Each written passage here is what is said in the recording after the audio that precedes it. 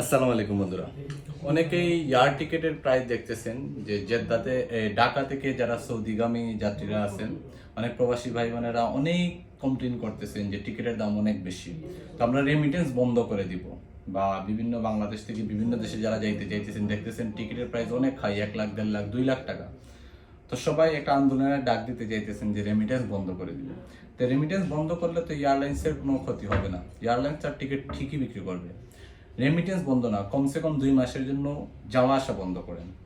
যখন দেখবেন যে আপনি দেশে যাওয়া আসার জন্য টিকিট কাটা বন্ধ করে দিবেন, জাস্ট 1-2টা মাস, দেখবেন এয়ারলাইন্সগুলো অটোমেটিকলি আপনাকে কমে টিকিট দিতে বাধ্য হবে। রেমিটেন্স বন্ধ করলে তো এয়ারলাইন্সের কোনো লস নাই, লস হয়তো আমাদের দেশের হবে, কিন্তু দেশ তো আপনার এয়ারলাইন্সের কন্ট্রোলে আনতে পারবে না চাইলেও। তো এয়ারলাইন্সের এই টিকিট সিন্ডিকেট বন্ধ করার জন্য জাস্ট 1 থেকে 2টা মাস টিকিট কাটা বন্ধ করুন, দেশে যাওয়া আসা বন্ধ করুন। দেখবেন যারা সিন্ডিকেট করছে তারা রাস্তায় ভিক্ষা করবে। সো রেমিটেন্স নয়, ফ্লাইট বন্ধ করার আন্দোলনটা ডাক দেন, যে আমরা কমসে কম 2 মাস কোনো জায়গায় যাব না।